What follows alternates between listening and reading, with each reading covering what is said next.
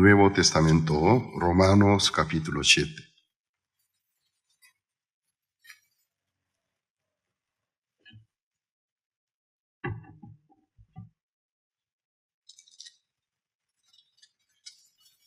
Versículo 1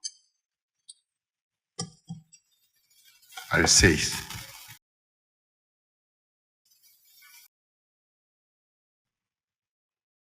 Si lo tienen, voy a leer. Romanos capítulo 7, versículo 1. ¿Acaso ignoráis, hermanos, pues hablo con los que conocen la ley, que la ley se enseñorea del hombre entre tanto que éste vive? Porque la mujer casada está sujeta por la ley al marido mientras éste vive. Pero si el marido muere, ella queda libre de la ley del marido. Así que, si en vida del marido se uniere a otro varón, será llamada adúltera. Pero si su marido muriere, es libre de esa ley, de tal manera que, si se uniere a otro marido, no será adúltera. Así también vosotros, hermanos míos, habéis muertos a la ley mediante el cuerpo del Cristo, para que seáis de otro, del que resucitó de los muertos, a fin de que llevemos frutos para Dios. Porque mientras estábamos en la carne, las pasiones pecaminosas que eran por la ley obraban en nuestros miembros, llevando fruto para muerte. Pero ahora estamos libres de la ley, por haber muerto para aquella en que estábamos sujetos, de modo que sirvamos bajo el régimen nuevo del Espíritu y no bajo el régimen viejo de la letra, hasta el versículo 6 he leído. Desde el pasado martes al jueves he dirigido un seminario bíblico en la ciudad de Querétaro, de estado de Querétaro. Luego el día viernes, luego de terminar el seminario, una reunión empresarial con los empresarios de Querétaro.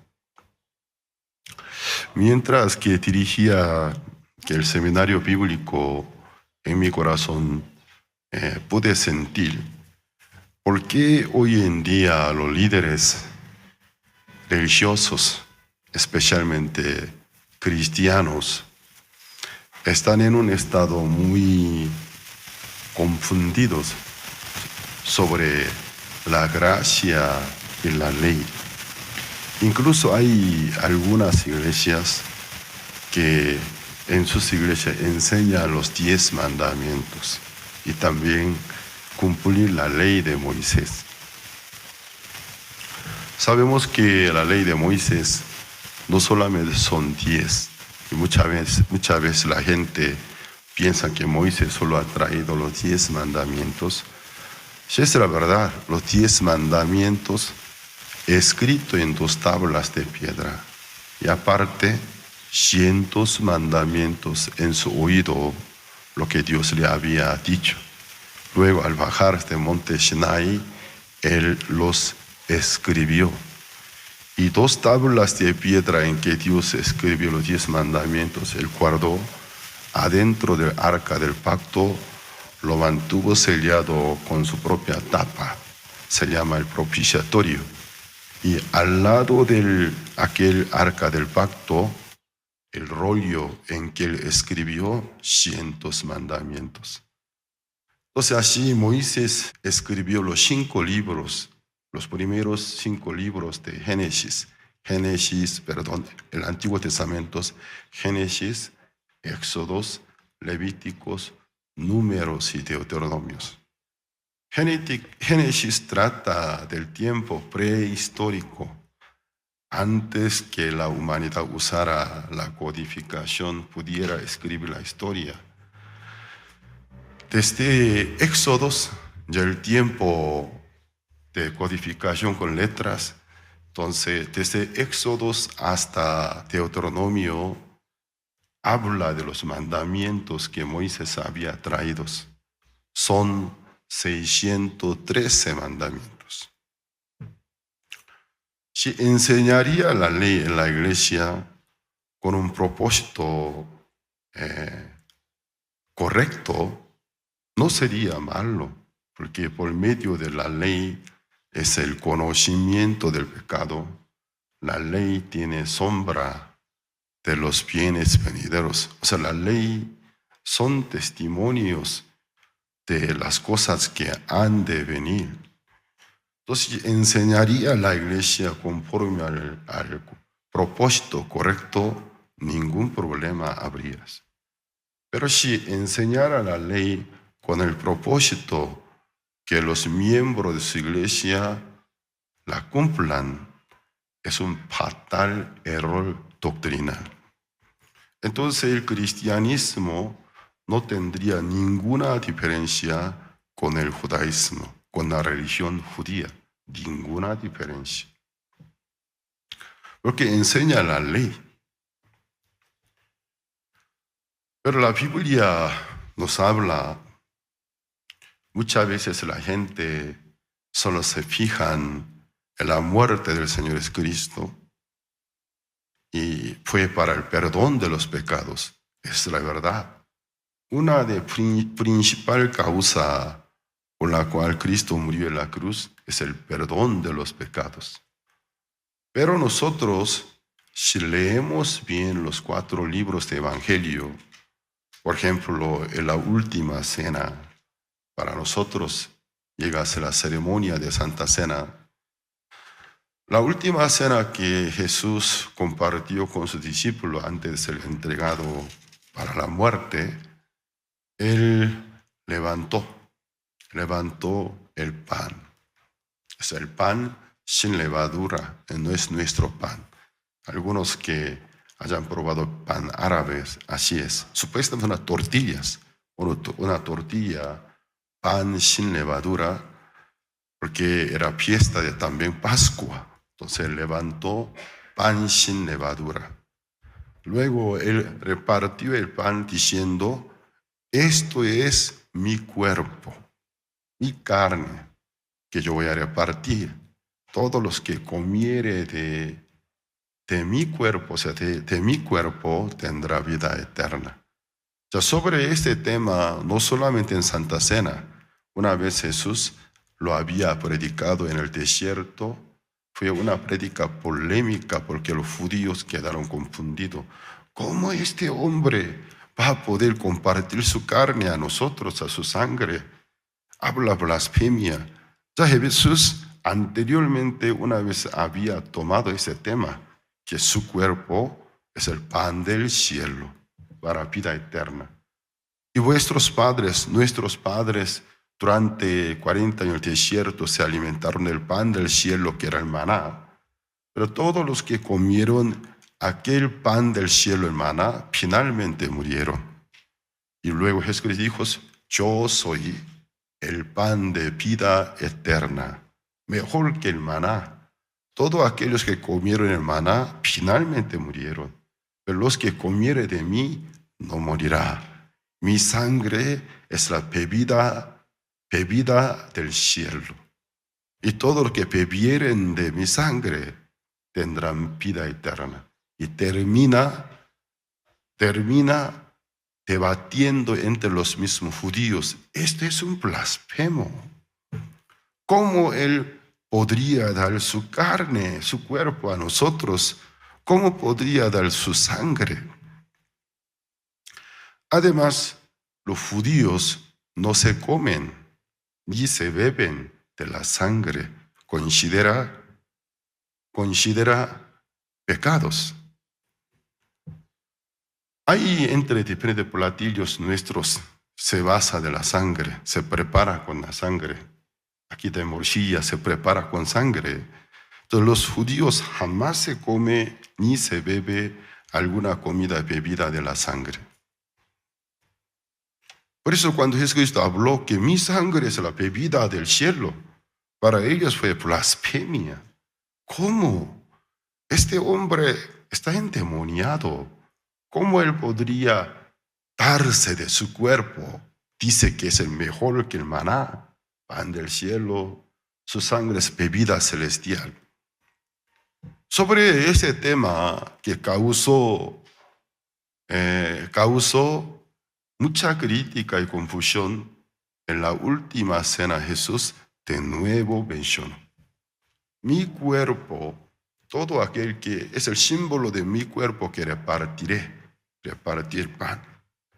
Y repartió: mi cuerpo que yo repartiré, todos los que comieren de él tendrán vida eterna. Luego de terminar de comerlos, Jesús levantó la copa del vino, cargado del vino.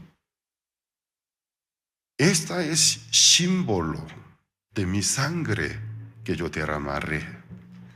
Haré un nuevo pacto. Ese es un pacto para vosotros, para el perdón de los pecados. Entonces Jesucristo mencionó: su sangre es para el perdón de los pecados. A la vez mencionó: esto es un pacto. Entonces nosotros debemos fijarnos en el nuevo pacto. El nuevo pacto contiene diferentes contenidos. Mucha gente solo se acuerdan del principal contenido, que es el perdón de los pecados. Pero es necesario nosotros leer la Biblia atentamente. Vamos a ver de dónde originó el nuevo pacto. Jeremías capítulo 31. Jeremías capítulo 31.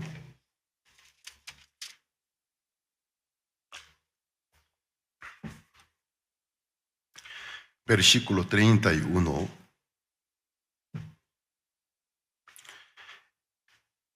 Capítulo 31, versículo 31. He aquí que vienen días, dice Jehová, en los cuales haré nuevo pacto con la casa de Israel, con la casa de Judá. No como el pacto que hice con sus padres el día que tomé su mano para sacarlos de la tierra de Egipto, porque ellos invalidaron mi pacto, aunque fui yo un marido para ellos, dice Jehová. Ya, primero en el versículo 31 es una declaración. Vienen los días, habló de la llegada de los días, en los cuales haré el nuevo pacto. Pero ¿quién dice? Jehová dice. Luego, versículo 32 explica cómo era el primer pacto, o sea, el pacto que va a ser el viejo cuando llega el nuevo. Versículo 32, no como el pacto que hice con sus padres el día que tomé su mano para sacarlos de la tierra de Egipto. Habla del éxodo. Porque ellos invalidaron mi pacto, aunque fui yo un marido para ellos, dice Jehová. Aquí versículo 32 describe muy bien cómo fue el primer pacto, el pacto que finalmente va a quedarse como viejo pacto. El primer pacto yo lo hice cuando los saqué, los padres de los israelitas actuales, cuando hablaban, profeta Jeremías, a los judíos. Cuando los saqué de la tierra de Egipto, o sea, al tercer mes de Éxodos, los israelitas llegaron al desierto de Sinaí de Arabia. Allí había un monte, se llama Sinaí. O sea, en la cumbre de monte Sinaí, Dios hizo pacto con los israelitas. Sobre este suceso, desde el libro de Génesis capítulo 19, está escrito, pero nunca fue solo por voluntad de Dios, porque cualquier pacto de ambos lados deben ponerse de acuerdos. Por la voluntad de solo un lado, ningún pacto se puede establecer. ¿Qué es pactarse? De ambos lados. Ponerse de acuerdo para cumplir aquel acuerdo. Pues Dios primeramente habló con Moisés en la cumbre de monte Sinai. Después 2 veces ordenó a Moisés que descendiera de monte Sinai, expusiera todos los mandamientos que Dios había dicho en el oído de Moisés. Entonces, las segunda veces, la respuesta fue uniforme. Los ancianos de Israel, de una sola misma voz, juraron: así haremos, así cumpliremos. Así el primer pacto se estableció. Entonces aquí nosotros, poniendo una pausa, podemos pensar, si Moisés, al momento de referir a ellos todos los mandamientos que había oído de Dios, si los israelitas no hubieran puesto de acuerdo, sino la reacción si hubiera sido diferente que la historia de la Biblia. No, Señor Moisés, como quisiéramos cumplirlos, quisiéramos ser fieles, pero al oírlo atentamente nos damos cuenta. Somos seres imperfectos, defectuosos, somos falibles. Yo me doy cuenta, nos damos cuenta que no podremos estar cumpliendo aquellos mandamientos perfectamente en todos los momentos de nuestra vida. Entonces el primer pacto ni siquiera se hubiera establecido. Pero ¿qué pasa? Los israelitas se pusieron de acuerdo. Cualquier pacto, jurídicamente, cuando una vez se establece, ya fácilmente no se puede destituirlo. Si así lo hace, esa sociedad pierde el fundamento, ya no hay confianza, no puede ser sociedad. Debe ser todos parecidos, formar clanes nada más, que para que cada clan viva según sus gustos. Pero una nación, aunque no sea nación, un gran número del pueblo, para que pudiera existir una sociedad, bastante población, debe haber una regla, pacto, acuerdos. Entonces, ya que ellos una vez se pusieron de acuerdo, cualquier pacto jurídicamente, luego de ser establecido por la voluntad de un dictador, voluntad de una persona posicionada, no puede destituirlos. Entonces el pacto se estableció. Pero ¿qué pasa? Aquí versículo 32 Dios dice: porque ellos invalidaron mi pacto, aunque fui yo un marido para ellos, dice Jehová. Dios, ¿qué está diciendo? Yo no tuve la culpa. Yo fui un marido. Es el concepto antiguo y hebreo. El marido, símbolo del protector, símbolo del protector, quien cumple su pacto con su esposa. Fui yo un marido. Por mi parte, yo no me fallé.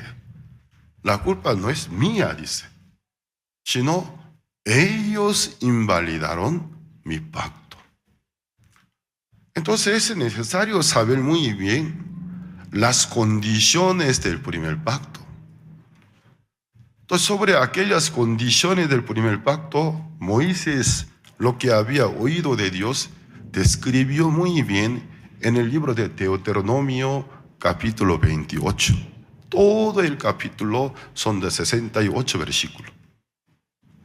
No como nosotros pensamos, sino allí está bien descrito las condiciones. Desde el versículo 1 a 14, en el caso positivos. Si repetidamente dice, todos los días de tus vidas, todos los mandamientos, estatutos que yo te diere, escribiere, si cumplieres, pusieres en práctica.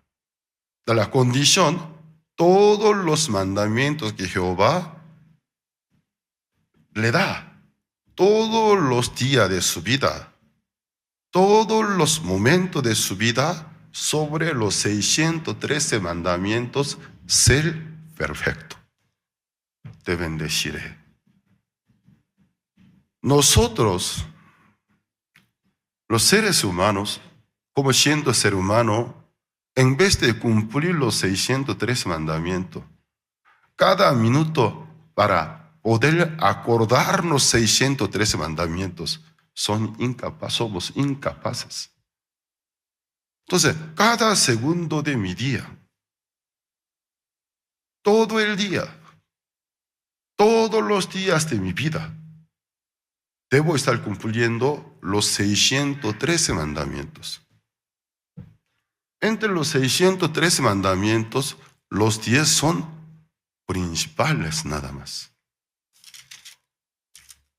¿Cómo siendo ser humano podría cumplirlos? Ni para memorizarlos somos capaces. Entonces, ¿qué pasó? Invalidaron mi pacto.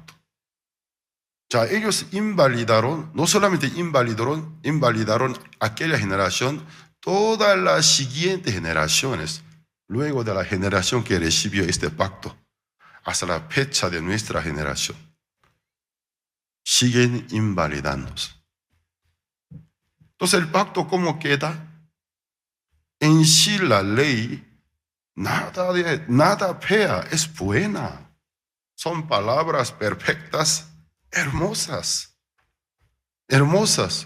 La ley en sí es buena, santa, pero por nuestra debilidad de la carne, llega a ser una ley de la condenación, de la muerte.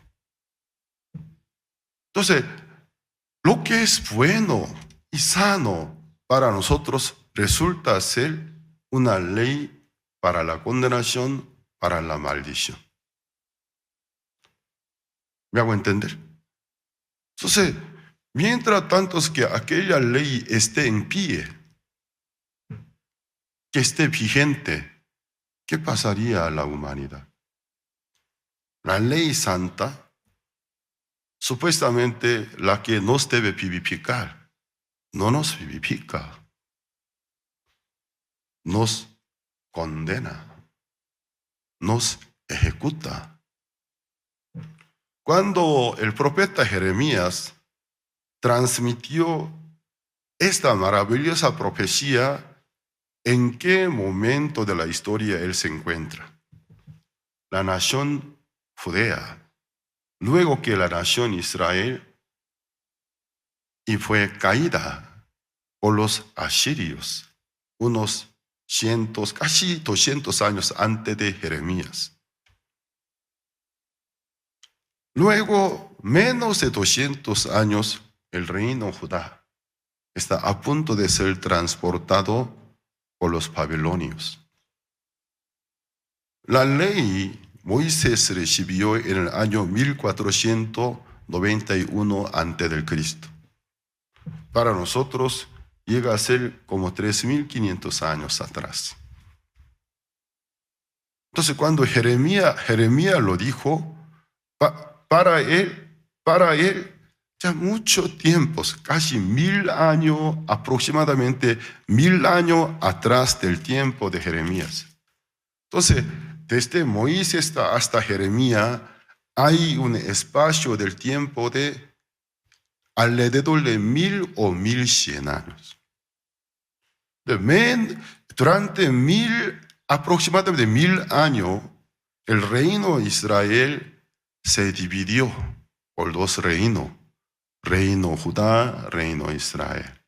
Primero, el reino de Israel cayó por manos de asirios por haber violado la ley de Dios.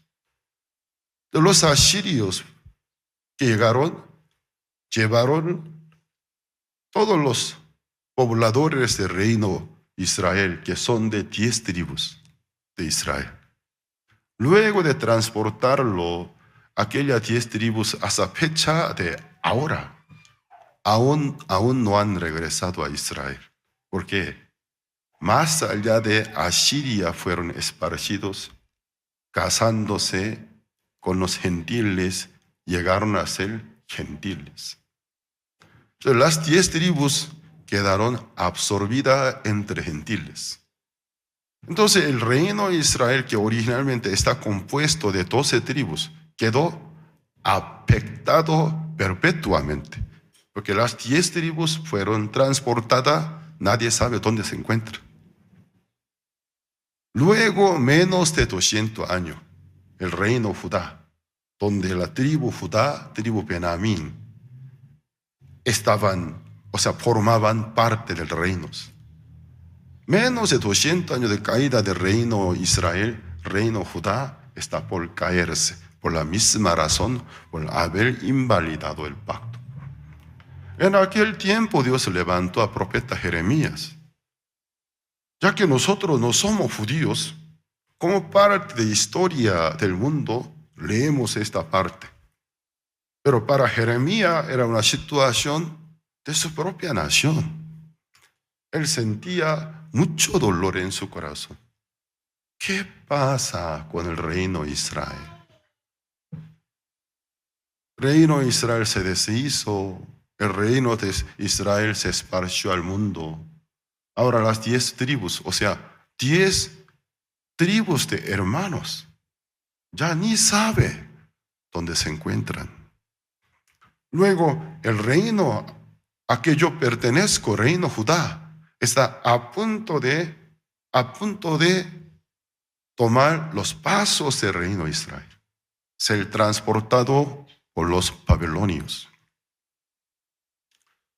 Esta es parte de maldición que está escrito en el libro de Deuteronomio capítulo 28. Si no cumpliere, no guardare, no pusiere en práctica todos los mandamientos que te dijere, yo os traeré una nación que vosotros no entendéis su idioma, dice. Extranjeros del idioma, otra lengua vendrán, os llevarán por cautivos. Esparcirá todo el mundo. Entonces, la profecía cumplió a ellos. Primero, asirios. Ahora, babilonios. Cuando Jeremías habló así, luego de ser transportado a Babilonia, Dios se acuerda del pacto que hizo con David. Por eso les permite regresar. Los judíos sí se regresan a la tierra judea. Por eso desde aquel tiempo dejó de usar la palabra israelitas. Porque israelitas, cuando Israel debe formar 12 tribus israelitas. Ya que no se forman 12 tribus, no puede usar más Israel. Entonces, los pobladores del reino Judá, principalmente la tribu Judá y tribu Benjamín, por esa razón empezó a llamarlo desde el tiempo de transportación a Babilonia judíos. Ya no los llama más israelitas, sino judíos. Entonces los judíos, luego de 70 años de cautiverio, se regresan a tierra judea. Después de pocos años, otra vez, llegan los griegos, el gran rey Alejandro. Durante 200 años en Judea levanta la dinastía griega. Llega a ser colonia griega. Después de ser liberado de los griegos, menos de 200 años, llega Roma, el imperio romano, conquista, y Judea llega a ser colonia romana. En el año 70, el general Tito de Roma atacó a Jerusalén, destruyó el templo, toda la ciudad cae, asesina a los judíos. Los judíos abandonaron su propia nación, se esparcieron al mundo entero. En el año 1948, que los restantes judíos, no todos los judíos que se reunieron a la tierra antigua palestina, una partecita, ellos pudieron constituir la República de Israel. Pero ahora el país de Israel no es el país completo. Aún todo el mundo, los judíos, están esparcidos, no quieren regresar. Porque durante 2000 años ellos experimentaron cautiverio y ser atacado, ya sabe. Entonces, todas las maldiciones que están escritas en el libro de Deuteronomio capítulo 28, hasta de fecha de hoy, están vigentes. Ya entonces, ¿quién por las obras de la ley puede ser bendito? ¿Quién por las obras de la ley puede entrar a vida eterna? Imposible. Entonces, antes de que el reino Judá que fuera transportado a Babilonia, levantó Dios el profeta Jeremías, el profeta que tiene por sobrenombre de Lamentaciones. Alguno de la forma vulgar lo llama profeta llorón. Todo su tiempo de ministerio pasó llorando por su nación, llorando con llanto. ¿Sabe por qué? Eres el profeta que transmite a su pueblo maldiciones. Maldiciones. Eso es el trasfondo. En aquel tiempo Dios levantó al profeta Jeremías que dice: he aquí vienen los días, en los cuales yo haré nuevo pacto, punto y coma. Jehová dice. Es palabra de Jehová. Yo voy a reformar el pacto. Una declaración, versículo 31 y 32, para repasar que el curso pasado explica cómo era el viejo pacto. El viejo pacto donde Dios puso en 2 tablas de piedra. Donde escribió en 2 tablas de piedra. ¿Para qué sirve una ley escrita en 2 tablas de piedra? Si no se escribe en la mente, en el corazón del pueblo. Servirá solo para condenar a su pueblo.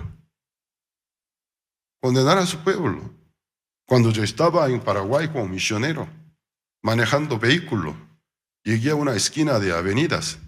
A la mano derecha, aunque el color del semáforo hacia derecho era rojo, yo doblé a mano derecha.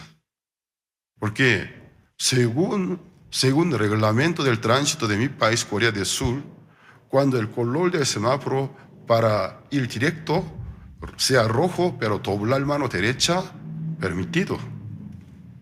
Que Corea respeta el reglamento de tránsito de Norteamérica. Yo, conforme a mi costumbre, ahí adelante estaba un policía del tránsito. Con toda mi libertad, giré hacia mano derecha. Luego con su pito y pitó y me detuvo. ¡Un momento! ¡Párese ahí! Me paré. Yo, ya que en aquel tiempo estaba traumado por la policía paraguaya, porque ellos nunca les importa quién es el infractor, sino solo les importa la cara. Cuando vio mi rostro extranjero, otra vez me va a pedir soborno. Y aquí, en Paraguay, la policía pedir dinero no es cuestión de conciencia, ya es tradición. Descarado, dice. Entonces, ay, hace mucho calor, ¿no, amigo? Entonces, ay, tengo sed. Ay, una coca, dice. Entonces, seamos amigos. Paraguay es un país de amigos. Me hago entender, ¿no? ¿Qué significa ser amigo, no? Entonces, ay, qué calor hace. Está cerca de hora de comida, ¿no? Ya debe entender entonces. Bueno, rápido, te deja ir. Pero yo he sido tan estricto, nada ilegal quería aceptar. En aquel tiempo ni siquiera una moneda le daba entonces. Otra vez me detuvo. Antes de que me preguntaran algo, yo me puse bien defensivo y empecé a levantar. ¿Qué le pasa? ¿Por qué me detuviste? ¿Qué culpa yo tengo? Pero tranquilo, extranjero, tranquilo, tranquilo. ¿Por qué está tan alterado? Un momento, momentos. Pero ¿qué culpa yo tengo? Pero escúcheme un momentos. Aquí el color de semáforos hacia adelante no estaba rojo. Sí, lo estaba. Pero yo doblé mano derecha. Eso está permitido. ¿Y quién dice que está permitido? Yo en mi país, ¿cuántos años he manejado? En tu país tal vez es así. Aquí Paraguay, ya que Sudamérica aún no siguen cultura, leyes estadounidenses, sino europeas. Ellos quieren identificarse con Europa hasta fecha de... Veo que México con los Estados Unidos, Sudamérica con Europa. Aquí no. Aquí, cuando el semáforo está rojo, no puede ir derecho. Y tal vez tu país sigue reglas, reglamento del tránsito de Estados Unidos. Aquí no, aquí de Europa. Cuando él me explicó la ley, al conocer la ley me vino el conocimiento del pecado. En un segundo me debilité, entonces, ay, perdón, amigo. Entonces, estaba muy alterado luego, disculpándome. Ay, por favor, le ofrezco una disculpa por mi ignorancia, por favor, yo no sabía esto. Entonces, así es la ley. La ley te trae el conocimiento del pecado. Al conocer la ley, te viene la condenación. ¿A dónde se fue mi valentía? Estoy bien valiente hasta poder discutir con policía. ¿Qué pasa? ¿Por qué me detuviste? Otra vez buscando soborno. Entonces, tranquilo. Ay, los paraguayos, señor mío, yo creo que debo hacer una cirugía plástica. Primero agrandar más mi ojo y luego levantar la punta de mi nariz. Yo dije, para que no me detenga más. Entonces, tranquilo. Entonces, ay, yo estoy harto ya. Pero tranquilo, ¿por qué está tan enojado? Ya lo conozco. ¿Me está pidiendo dinero o no? Pero un momento. Cuando me explicó, cuando llegó el conocimiento del pecado, me quedé condenado. De la única postura, humillado. Ay, perdóneme, como una mosca. Perdóname, dos patitas, entonces. Perdóneme, por favor, entonces.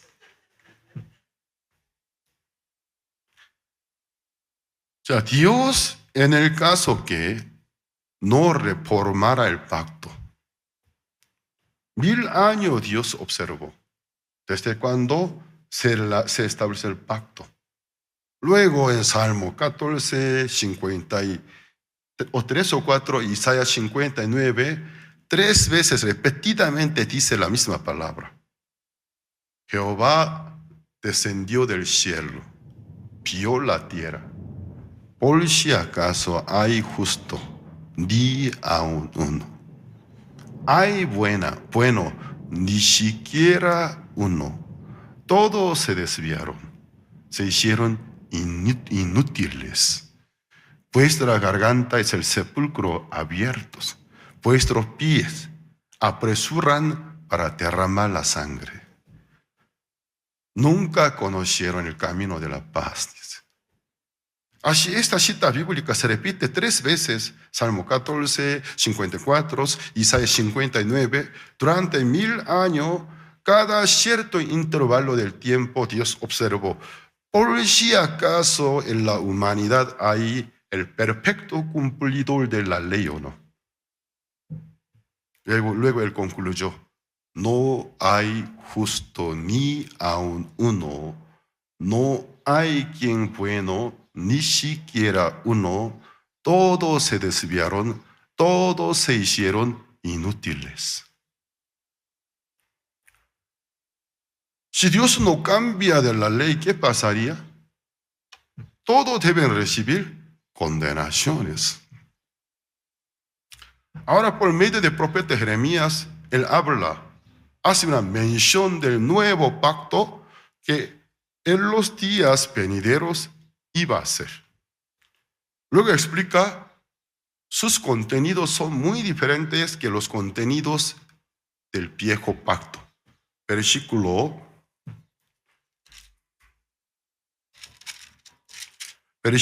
33.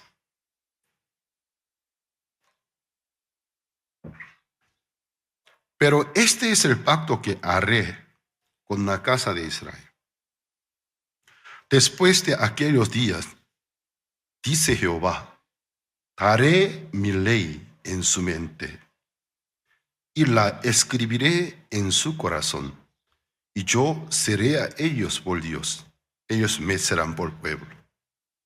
Ya, esos comparativos, antiguo pacto, ¿dónde puso? En 2 tablas de piedra. ¿Dónde escribió? En 2 tablas de piedras. El nuevo pacto, Jehová dijo, yo daré mi ley a su mente. La escribiré en su corazón. Ya es un régimen nuevo. Según el régimen viejo, era una ley de letra. ¿Letra para qué sirve? Letra mata. ¿Qué pasa? Daré mi ley a su mente. La escribiré en su corazón. Es una palabra de clave.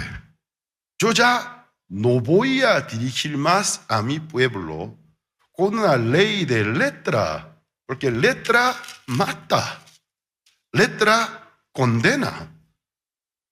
Entonces, mientras tantos que en una pared del mármol, piedras preciosas, están esculpidos los mandamientos, pero en mi corazón, cada día el diablo, espíritu inmundo, pone ley pecaminosa, escribe diferente concepto pecaminoso en mi corazón. ¿Para qué me sirviera 2 tablas de piedra?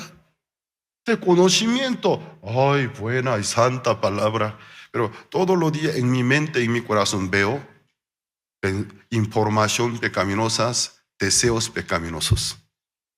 Me servirán solo para condenarme, para matarme. Y Dios que dice, así no voy a dirigir más. A su mente daré mi ley. O sea, estando en un estado conscientes, estando bien conscientes, no es inconscientes, estando bien conscientes, en su mente daré mi ley, le haré entender mi voluntad. Luego cada día en su corazón la escribiré. Cada día en mi corazón se produce, así como el querer, como el hacer, la voluntad que Dios quiere que hagamos. Así voy a dirigir. Entonces, daré mi ley a su mente, la escribiré en su corazón. Esta promesa está vigente. Luego que yo recibí la salvación, Dios puso en mi mente su ley. Cada día alguien que mora en mí me enseñaba sobre algunos hábitos viejos míos. Me enseñaba, son pecaminosos. Eso no te corresponde. No te corresponde. Tú, tener esta junta no te conviene. Nadie fue, sino alguien que está en mi corazón me daba a entender. No te corresponde esta reunión. Esta junta no te conviene. Esta junta, ¿para qué fin? Solo pecado. Luego me orientaba. Luego cada cierto tiempo en mi corazón, un deseo que no es el mío, un deseo espiritual que no es mío, se producía en mí, el querer participar en los cultos, el querer negarme a mí mismo por el amor del Evangelio. Yo antes de conocer a Cristo, en mi vida no había la negación. Negarme a mí mismo, eso no existió en mi diccionario de vida. ¿Para qué yo tenía que negarme a mí mismo? No, contrario. Yo respetaba mis deseos, respetaba mis pensamientos. Cuando en mí se levanta un pensamiento, algún deseo, conforme a ellos me dejaba ir. Incluso ante mis padres, cuando en mi corazón se produce grosería, un maldecir por la educación, aunque no lo pronunciaba, pero desde mi corazón lo odiaba, lo insultaba. Entonces, en mi vida nunca había existido la negación. Pero ¿qué pasa? El poder de la fuerza de negarme a mí mismo por el amor del Evangelio se producía en mi corazón. Un día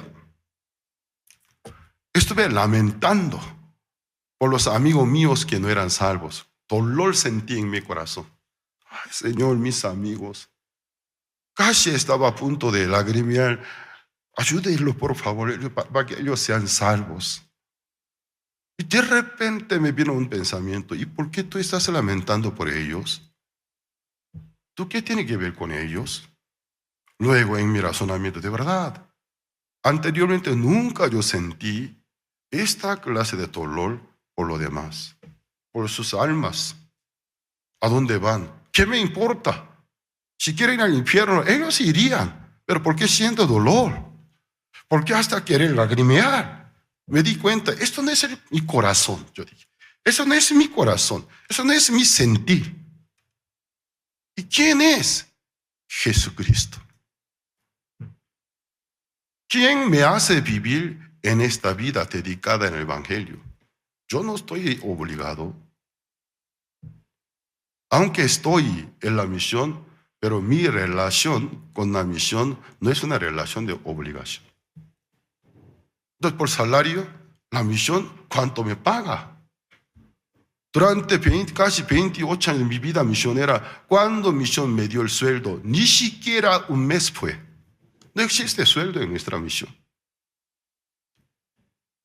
Entonces, ¿qué pasa? No estoy obligado. No tengo deber moral, porque me está pagando, pues debo dar servicio, ni siquiera por la ganancia. ¿Qué pasa? El espíritu que vino, mientras tantos que no me daba cuenta, al momento de obedecer al Evangelio del Cristo. Daré mi ley a su mente, la escribiré en su corazón. Cada cierto intervalo del tiempo en mí siento un querer, un nuevo querer. Ay, me gustaría hacer un seminario. En la madrugada cuando estoy leyendo, orando, o mientras que camino en el día, un querer se escribe, acaba de escribirse en mi corazón. Yo quiero hacer un taller de jóvenes, de mucho fondo, mucha, inversión, pero no me cuento con, no, yo no cuento con aquella inversión, pero ¿de dónde saco? Yo no sé, pero quiero hacer para que mucha gente reciba la salvación. Estos quereres novedosos en mi vida anterior ni siquiera una vez me había sucedido. Sigue escribiendo en mi corazón. Daré mi ley a su corazón.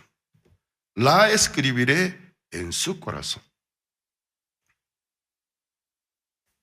Luego, ¿qué dice?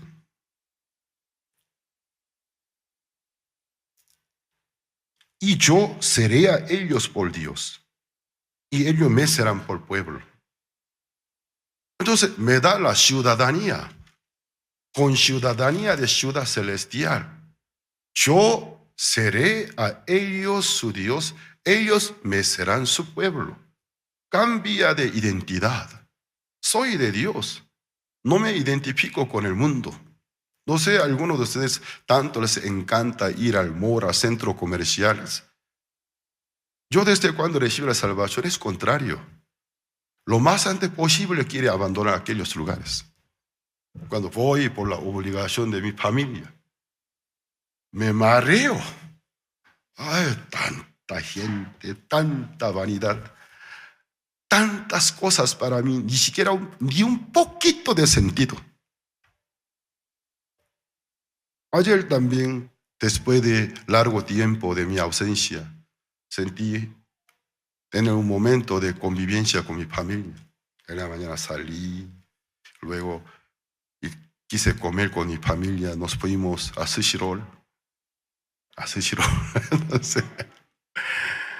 Pero no sé aquí restaurantes mexicanos, ¿por qué ponen música con volumen tan ruidoso? Yo no entiendo.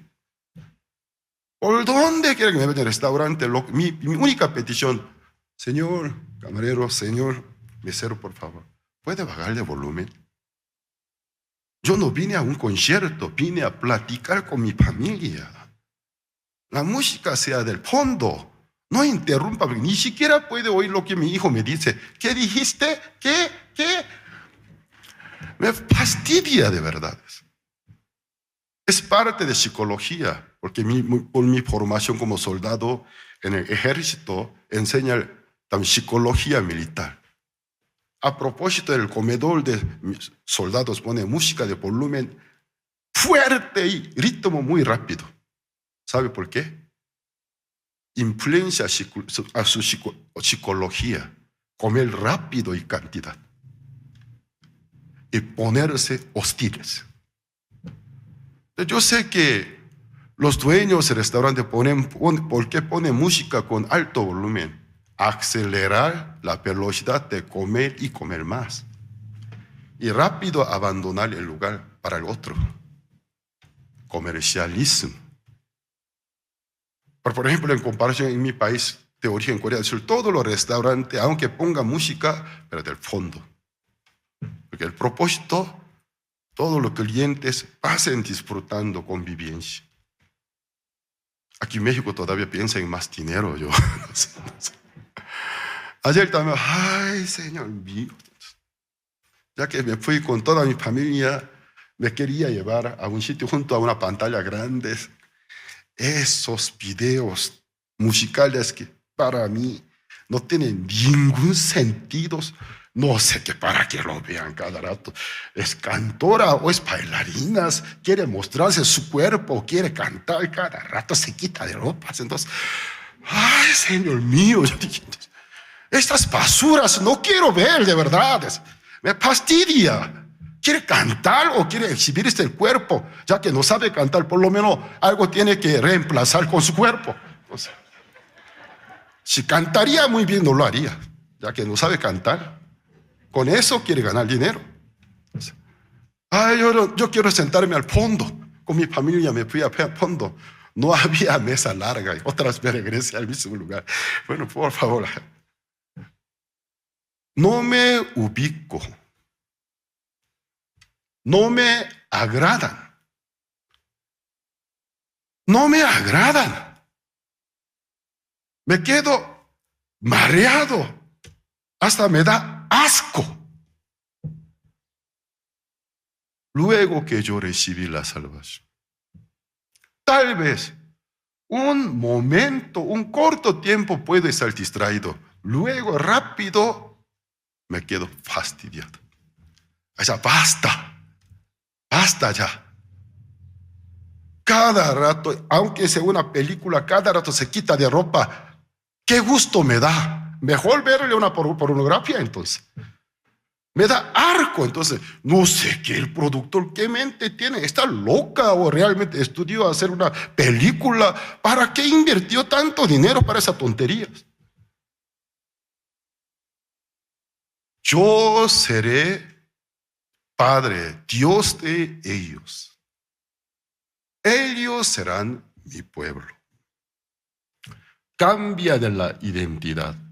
Si ustedes realmente fueran cristianos, salvos que pertenecen a Dios, un momento pueden disfrutarse con los amigos del mundo, con cultura corriente, secular, un tiempito, luego se sentirán muy pronto vacío en el corazón.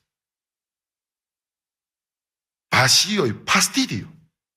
Si realmente sus espíritus pertenecen a Dios, porque probaron un nuevo gusto, el gusto de vida eterna, el gusto de la justicia, el gusto de la calma, el gusto de la paz, el gusto del Espíritu Santo. Luego de probarlo, ya nada es igual. Nada es igual.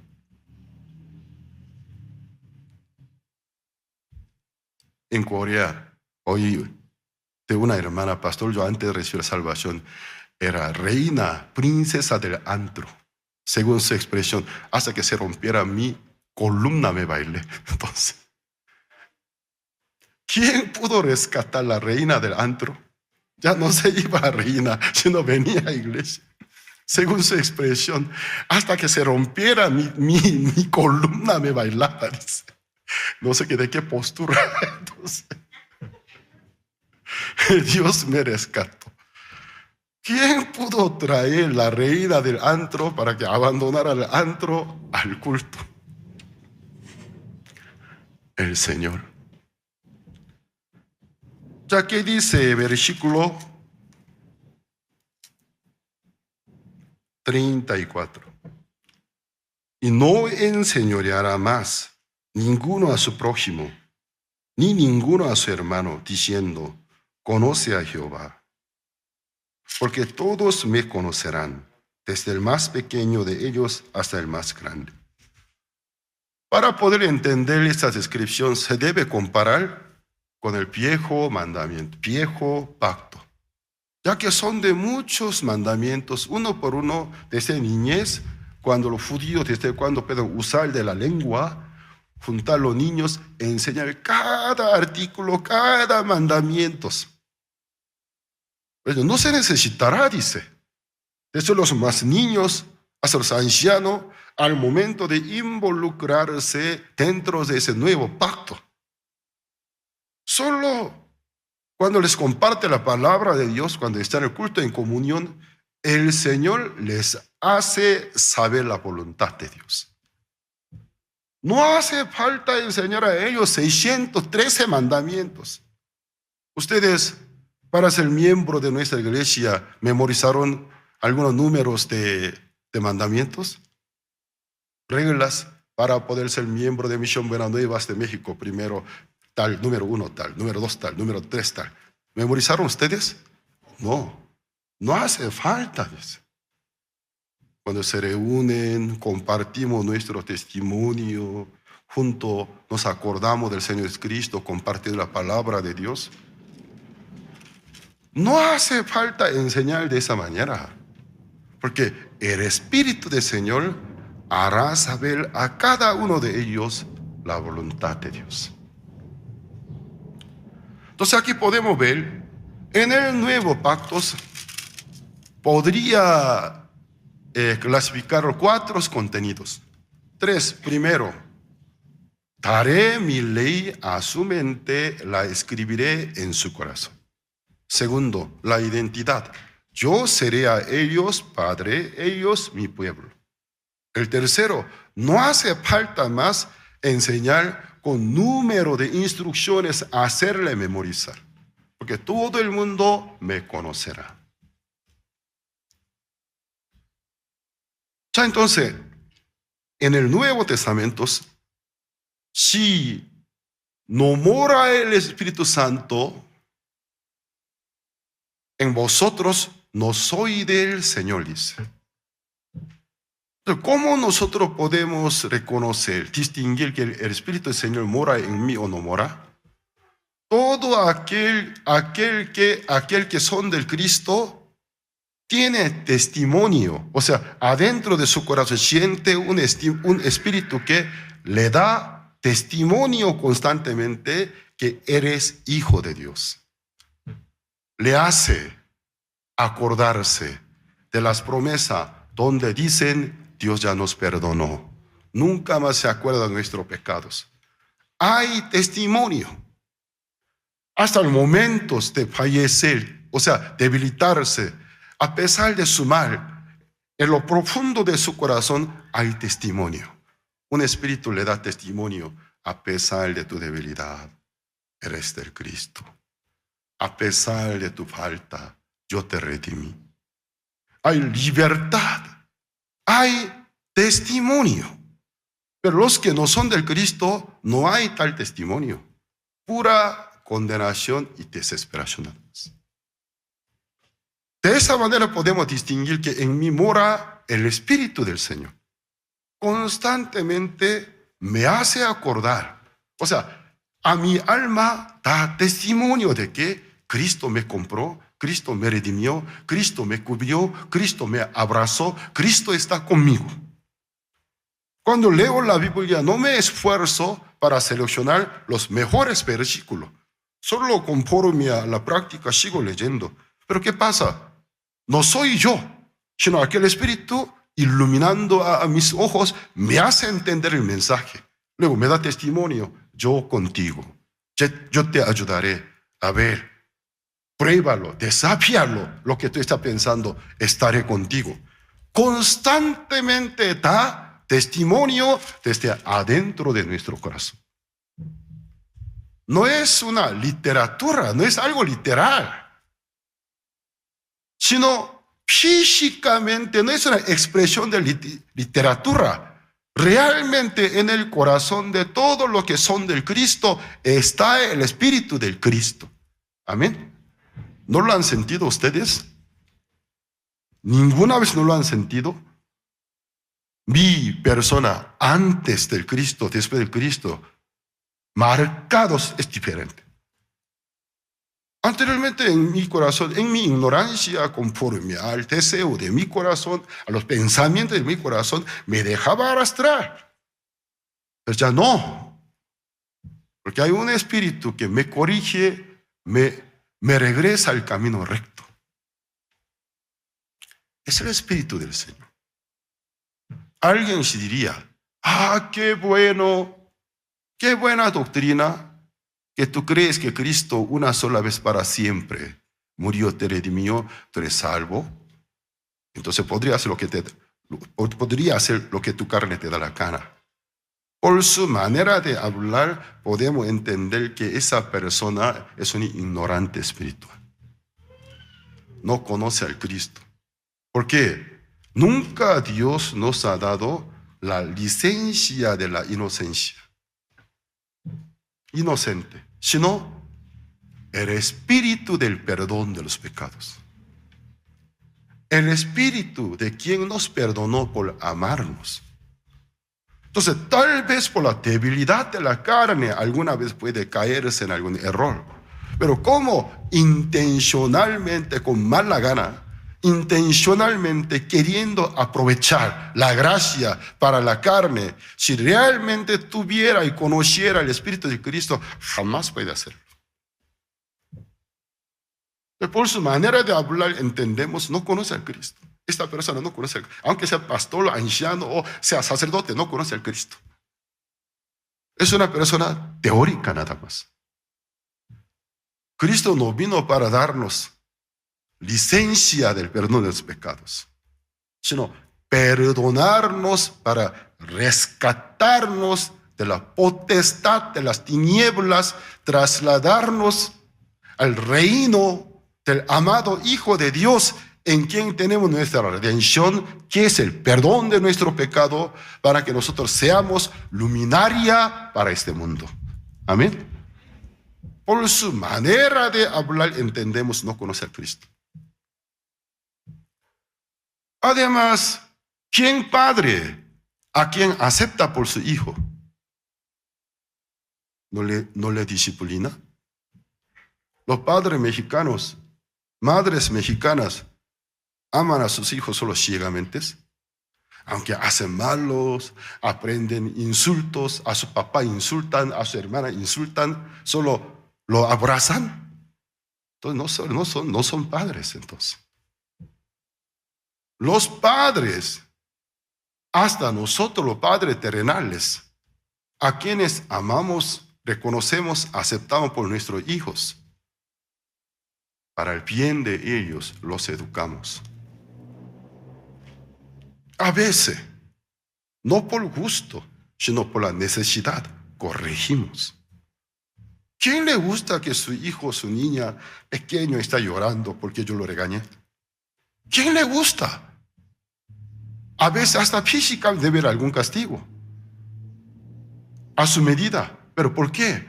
¿Por qué le gusta? No es así. para que su Hijo caminara el resto de su vida en el camino recto. Como el Padre de nuestro espíritu. Hasta los padres, peores padres terrenales, saben hacerlos. Como Padre, el mejor Padre, Padre de nuestro espíritu. Para rescatar a nuestro espíritu, no escatimó la vida de su propio Hijo. No nos disciplinaría cuando nos participemos en camino malo, en algunas acciones negativas, destructivas y malas. Disciplina, dice. Ustedes luego de recibir la salvación, ¿han sentido la disciplina del Señor? ¿Han recibido? Yo sí. Realmente es dolorosa, duele mucho, mucha pena, mucha vergüenza. Entonces el Señor, uno por uno, cada área de mi vida que anteriormente, como sin nada, sin sensibilidad de lo que hacía, me hacía buscar el sentido. Y luego, al identificar es un sentido vano y pecaminoso, me hacía despojarlos. Y empezó a dirigirme. Luego, el cuarto contenido, vamos a ver, versículo 34, la segunda mitad. Dice Jehová, punto y coma, porque perdonaré la maldad de ellos y no me acordaré más de su pecado. Yo voy a perdonar la maldad de ellos. ¿Por qué? En el Nuevo Testamento, esta cita bíblica, 3 veces son citados en diferentes partes de la Biblia, 2 veces. Aquí es texto original. Luego Hebreos capítulo 8, capítulo 10. 2 veces citados. Entonces, está descrito un poco de diferente forma. Vamos a ver. Hebreos capítulo 8.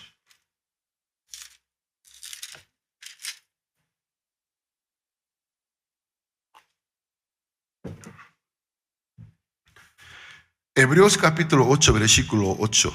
Porque reprendiéndolo dice, aquí viene en día, dice el Señor. Ya es la misma cita bíblica. Y luego versículo 12. Porque seré propicio a sus injusticias y nunca más me acordaré de sus pecados, de sus iniquidades. Jeremías en el texto original, en hebreo dijo, yo perdonaré la maldad de ellos y nunca más me acordaré de sus transgresiones. Ya en el Nuevo Testamento, en el texto griego, en el libro de Hebreos, capítulo 8, que dice, porque yo seré propicio ¿a qué? A sus injusticias, dice. Yo seré propicio a sus injusticias. ¿Por qué? Por nuestra condición que es vil, inútil. Dios toma una decisión. Viles, inútiles, transgresores.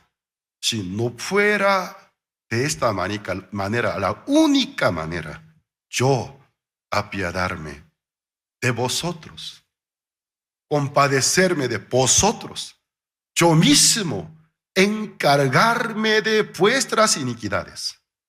Si no fuera esta única opción, no hay manera, ninguna otra manera que el ser humano quede sin pecado. Imposible, porque son transgresores hasta que se muera, cometen pecados. Si no fuera esta manera, encargarme de sus maldades, sus iniquidades, no hay otra manera de que ellos queden limpios. Luego de hacerlos, nunca más me acordaré de sus pecados y transgresiones. Entonces, esta maravillosa profecía ¿Cuándo se cumplió? Acuérdense, en el inicio de prédica yo cité que Jesús en la Santa Cena levantó la copa. Esta es mi sangre que yo derramaré. Esto es el pacto, nuevo pacto, el perdón de vuestros pecados. Él dijo que su muerte, su sacrificio iba a ser el punto de inicio del nuevo pacto. La vigencia, el inicio de la vigencia del nuevo pacto. Cuando me muera, haré un nuevo pacto para el perdón de vuestros pecados. Jesús se colgó en la cruz. ¿Cuál fue su última palabra en la cruz? Consumado es. A partir de aquella palabra, a partir de la muerte de Jesús, quedó establecido el nuevo pacto. Yo perdonaré. La maldad de ellos se aplicó y nunca más me acordaré de sus pecados y transgresiones. Jesús al tercer día resucitó para nuestra justificación. 40 días estuvo con sus discípulos. Luego de partida, en 10 días, el cumplimiento del resto del nuevo pacto. Envió el consolador del cielo a su iglesia. Daré mi ley a su corazón. La escribiré en su corazón. Ellos serán mi pueblo, yo seré Dios de ellos. Estaré con ellos. Nos ha dado la nueva ley de espíritu y de vida. Todos los cristianos salvos no están bajo la ley de Moisés. Pero hay una situación. Los cristianos de hoy en día, que sean evangélicos, católicos, etcétera, no importa, todos los cristianos, línea cristiana, hablan del perdón de los pecados, pero en cuanto sobre la salvación de nuestro alma, habla del perdón de los pecados en nombre de Cristo. En cuanto al manejo de la vida, aún sigue aplicando la ley de Moisés. ¿Cómo resultará esto? ¿Cómo resultará? ¿Esto cómo se puede, referir a ustedes? Por eso hoy yo elegí Romanos capítulo 7. Porque el apóstol Pablo quiso explicar sobre este punto a través del matrimonio. Vamos a regresar a Romanos capítulo 7.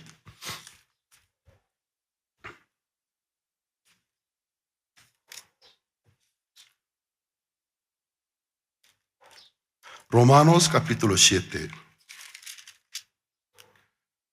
¿Es difícil entenderme? ¿Me hago entender? Estoy tratando de poder explicar de una manera fácil de entender a ustedes. Bueno, Romanos capítulo 7,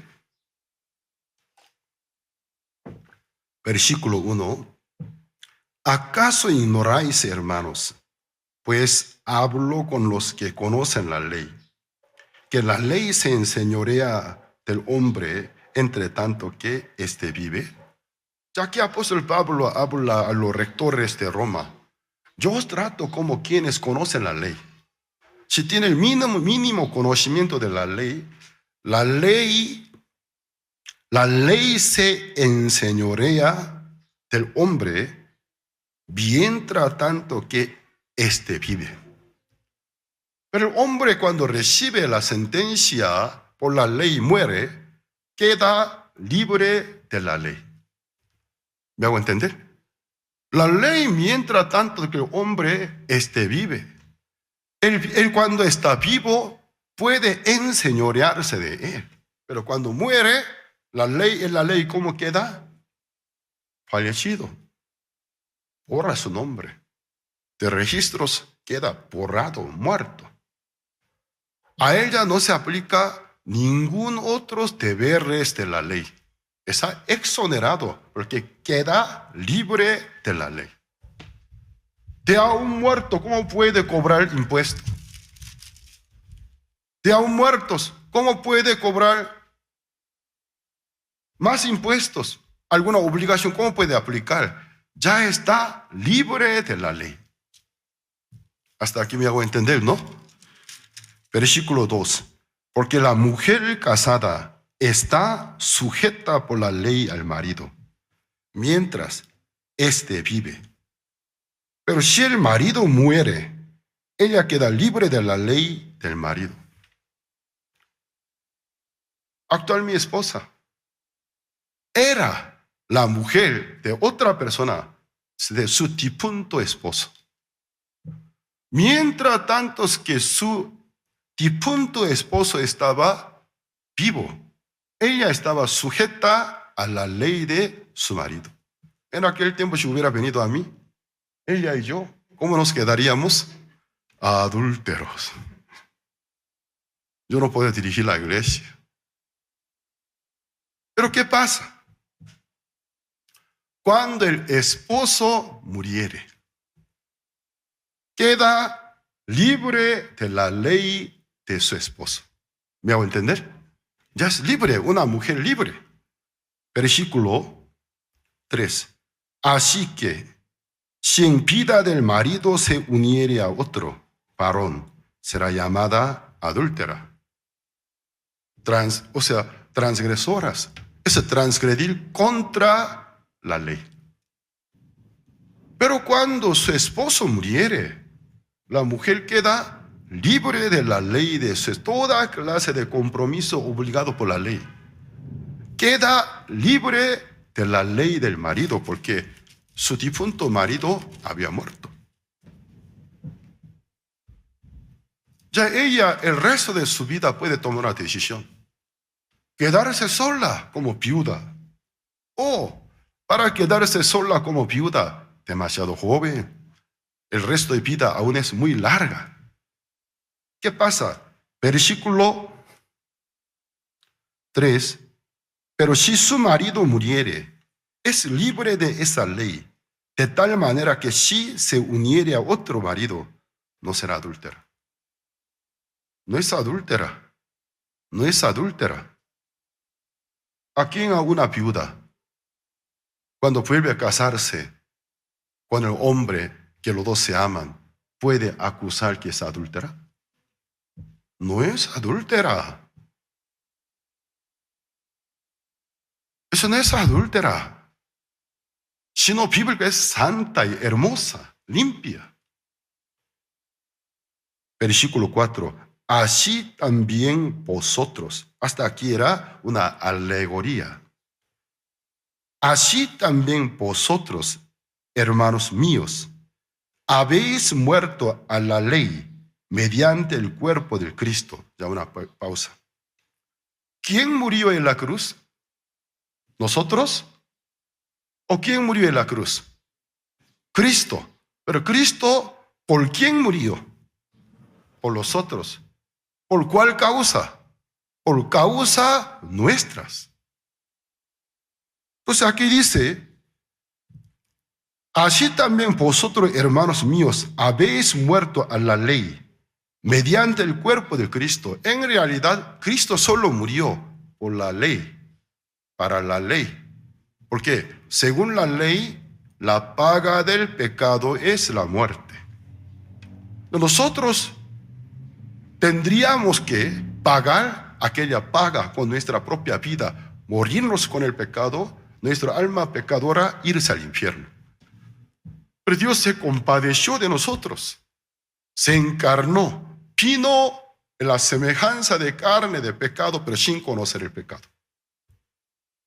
A causa del pecado, Dios cargó el pecado del mundo en su cuerpo.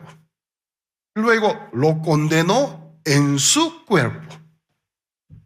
Entonces Cristo tomó el lugar nuestro, padeció en nuestro lugar, por la ley, para que el mundo quede libre. Según la ley, la paga del pecado es la muerte.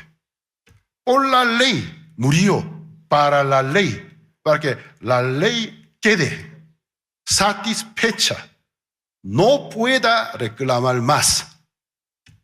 Bueno, la paga del pecado es la muerte, ¿no? Bueno, yo la ofrezco. Tú, por ellos, yo la ofrezco. ¿En serio? Yo la ofrezco. Yo la liquido. ¿En serio? Entonces, de verdad tú deberías morirte. Yo con gusto moriré.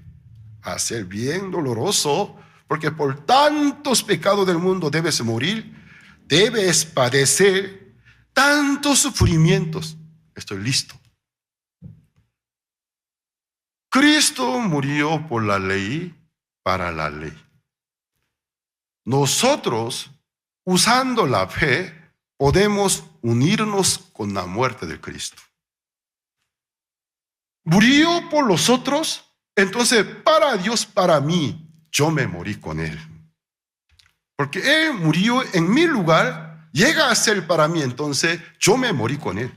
Aunque físicamente nunca me morí, pero usando la fe, por la fe, yo me morí con Él por la ley, para la ley. ¿Me hago entender? De su muerte llega a ser la mía. ¿Me hago entender? Su muerte es mi castigo, aunque yo no recibí castigo, pero el castigo que cayó por mi culpa fue sobre Él. Entonces, su muerte llega a ser la mía.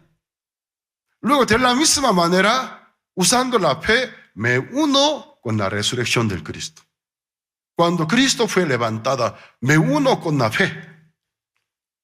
Tú moriste por mí, por la ley, para la ley. De tu levantamiento, mediante la fe, yo puedo aceptar. Tú, juntamente contigo, me levantaste.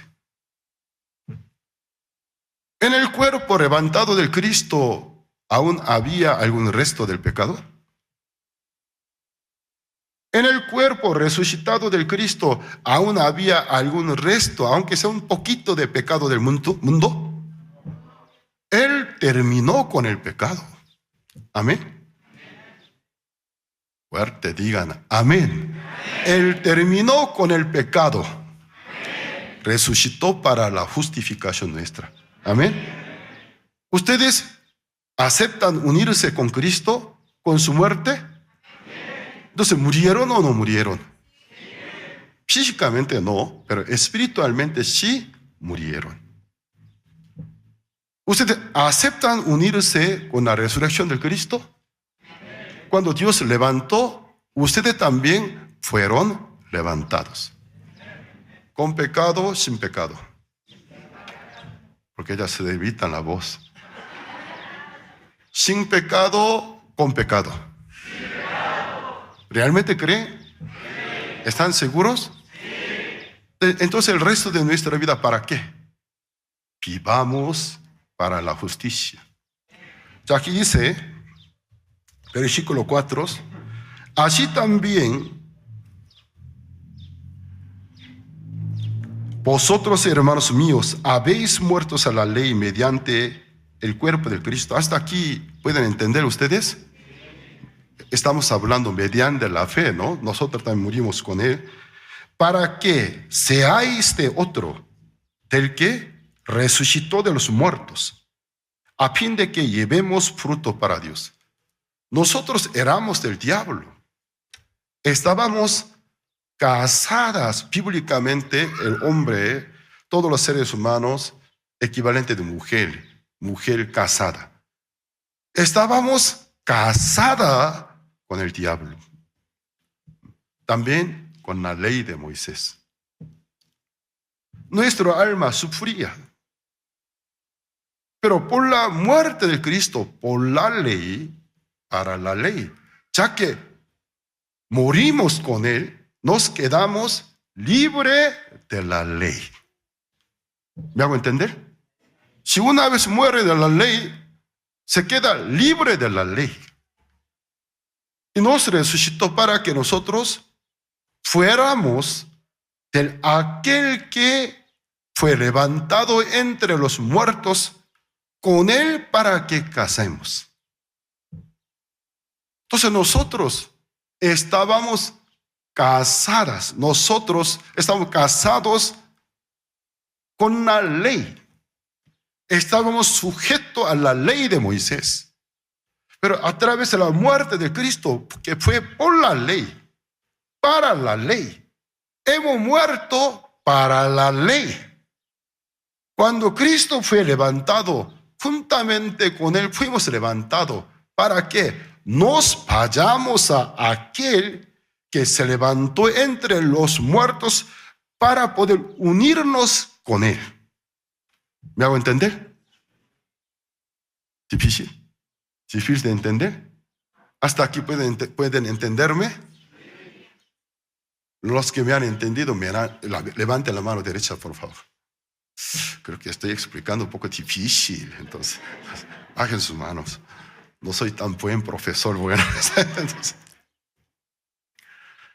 Entonces, somos libres de la ley. ¿Me hago entender? Cambio del régimen. El régimen viejo. Mientras tanto es que fulano era mi esposo. La ley de él se enseñoreaba de mi persona. Entonces, en mi vida casada, siempre tenía que aplicar la ley de mi difunto esposo. Pero ya que él quedó muerto, murió, me quedé libre de la ley de él. Por eso estoy difunto. Me fui a uno que realmente me ama, pacificador, justiciero, bondadoso. Con él me casé. Ya en mi vida, ya primero hubo cambio de la identidad. Ya no soy la mujer. Hoy originalmente yo quería citar la historia de Nabal y David, pero por falta de tiempo no voy a buscarlo. Nabal, el ex esposo de Abigail. David es el nuevo esposo de Abigail. Mientras que Nabal estaba vivo, Nabal es un nombre hebreo cuyo significado tonto y necio. No sé quién padre a su hijo puede poner por nombre necio y tonto. Pero Nabal significa tonto y necio en hebreo. Algunos hermanos cuando tiran luces a un hijo, cuando me piden poner un nombre, hay un nombre bíblico, Nabal.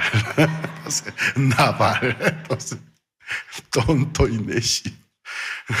El significado del nombre Nabal significa en hebreo tonto y necio. No solamente por nombre fue, realmente ha sido terco y tonto. Abigail, una mujer, estaba casada con aquel necio. Sufrió. Cuando Nabal murió, porque la mano de Jehová lo hirió y murió, David escuchó la noticia de que Nabal murió. Envía a sus mensajeros para proponer a ella, ven conmigo, cásate conmigo. La historia así termina. Abigail ni un día del duelo guardó de Nabal. Inmediatamente se preguntó a David. Llegó a ser la mujer de David, empezó a dar luces hijos de David. Ya entonces Abigail, viviendo con David, aún por ser humano, tendrán recuerdos de tiempo que había vivido con Nabal. Ay, Nabal en este caso me pegaba, en este caso me pateaba al cometer el mismo error. Está muy temerosa. Y David le ve, ¿qué te pasa? Hoy te veo muy incómoda. Ay, ¿qué pasa? No me pegue, por favor. Entonces, ¿qué te suceda? ¿Qué tuviste que anoche yo rompí? Un plato que te gusta tantos, una cerámica que tanto te gusta, yo lo rompí, no me pegue. ¿Qué te pasa? ¿Por qué yo te pegaría, Abigail? Tranquilo, yo puedo comprarlo otros, cientos más puedo comprarlo. Si vive con el esposo nuevo, debe dejar en el tiempo pasado o olvidarse del régimen viejo con que había vivido con su difunto esposo quien está muerto. ¿Me hago entender, no? sino con un régimen nuevo. Eso es lo que está diciendo. Cristo no solamente nos ha dado el perdón de los pecados, no solamente se murió por nuestros pecados, cambió del régimen viejo de la condenación de la muerte. Por Él, para Él murió. Por medio de su muerte, nosotros también hemos sido libres del régimen viejo. Ya se nos aplica el régimen nuevo, pero de espíritu y de vida. La vida de los cristianos no se dirigen por los 10 mandamientos de Moisés, sino por la ley de espíritu y de vida, cada día recibiendo la guía del Espíritu Santo. Amén. En vez de memorizar los mandamientos, voy a cumplirlo. No es así. Señor, hoy encomiendo mi vida en tu mano. Señor, esta semana nueva, encomiendo en tu mano. Tome mi vida, úseme, Señor. Dirígeme, ilumine a mis ojos para poder entender qué es lo que tú quieres que yo haga.